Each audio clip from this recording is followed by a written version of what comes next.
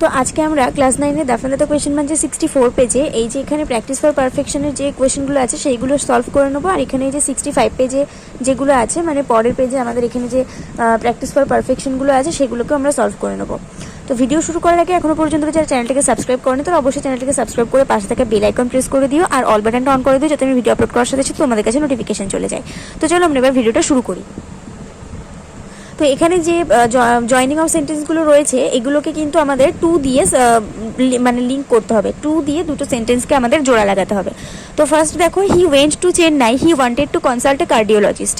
তাহলে he went to Chennai, এখানে যে টুটা থাকবে বা টু না থাকলেও আমাদেরকে ভার্বের আগে টু বসিয়ে আমাদের ভার্ব থেকে আমাদেরকে মানে লিঙ্ক করতে হবে। তাহলে এখানে হি ওয়েন্ট টু চেন্নাইটা আমরা বসিয়ে দিলাম, এখানে এই টু থেকে আমরা বাকিটা লিখে দেবো to consult a cardiologist. The party has no leader now can make the political strategy, none can make the political strategy. তো এখানে the party has no leader নাওটা আমরা দিলাম না, নাওটা আমরা না দিলেও চলবে।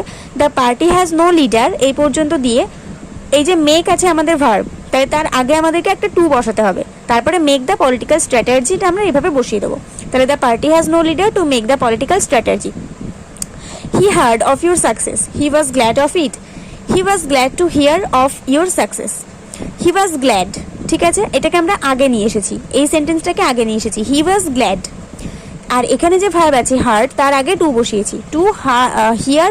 এবার দেখো এখানে যেহেতু আমাদের একটা পাস্ট টেন্স হয়ে যাচ্ছে তো সেই জন্য আমরা আর আমরা হিয়ারটাকে হিয়ার রাখতে পারবো না, আমাদেরকে এটা হিয়ার করে দিতে হবে। তাহলে he also glad to hear of your success. You have some dues, you must pay them. তো you have some dues to pay, আর টেম কিছু দেওয়ার দরকার নেই, you have some dues to pay. Every cricket team has a captain, he leads the team. Every cricket team has a captain to lead the team. I have no way left now, I can go nowhere. I have no way to go, there is no time, I can't waste it. There is no time to waste. He was very lazy, he could not learn anything. He was too lazy to learn anything. এটা আমাদের সেই so that দিয়ে করতে বলে এরকম করে আমরা করি না, সেই রকম করে এটাকে আমাদেরকে করতে হবে। She went to market, her purpose was to buy some gifts for her husband. She went to market to buy some gifts for her husband. He has a large family, he has to maintain it. He has a large family to maintain. ঠিক আছে, there is none in his family, none looks after the poor boy.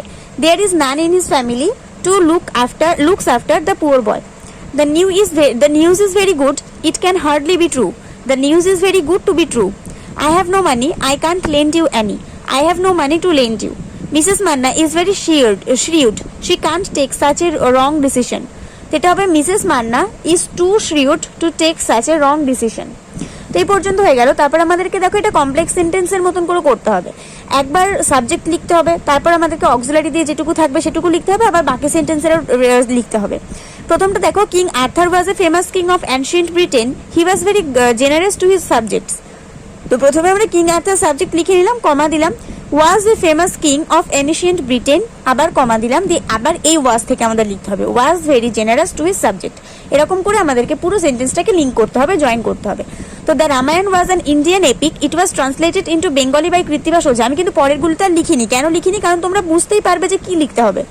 The Ramayana comma was an Indian epic comma was translated into Bengali by Krittibas Ojha. আর কোনো কাজ নেই, just আমাদের প্রথমে subject লিখে ওয়াজের পর থেকে আমাদেরকে সব দিয়ে দিতে হবে। আশা করছি তোমরা বুঝতে পারছো। Nalanda was once a famous seat of learning, it is now in ruins. Nalanda comma was once a famous seat of learning comma is now in ruins. Rituparno Ghosh was a great film maker, he died at premature death. Rituparno Ghosh comma was a great film maker comma died a premature death. England was conquered by William, he was the Duke of Normandy. England, was conquered by William, was the Duke of Normandy. Beowulf is the oldest epic in English literature. It acquaints us with the life of Anglo-Saxon people. Beowulf, is the oldest epic in English literature, acquaints us with the life of Anglo-Saxon people. Newton loved Diamond, it was his pet dog. Newton, loved Diamond, was his pet dog. G.B. Shaw sorry, আমি তোমাদেরকে এই 7-এর দাগটা একটু ভুল বললাম। 7-এর দাগটা হবে, দেখো কীরকম হবে, দেখো Newton loved his pet dog, comma diamond. Newton loved his pet dog, Diamond. G.B. Shaw was a great playwright. He was born in Ireland. G.B. Shaw, was a great playwright, born in Ireland. Sourav Ganguly is the pride of Bengal. He led Indian cricket team for about 5 years. Sourav Ganguly, is the pride of Bengal, led Indian cricket team for about 5 years. Digha is now a popular tourist spot.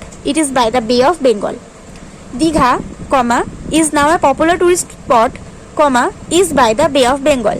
Keats was a great English poet. He wrote many important lyrics.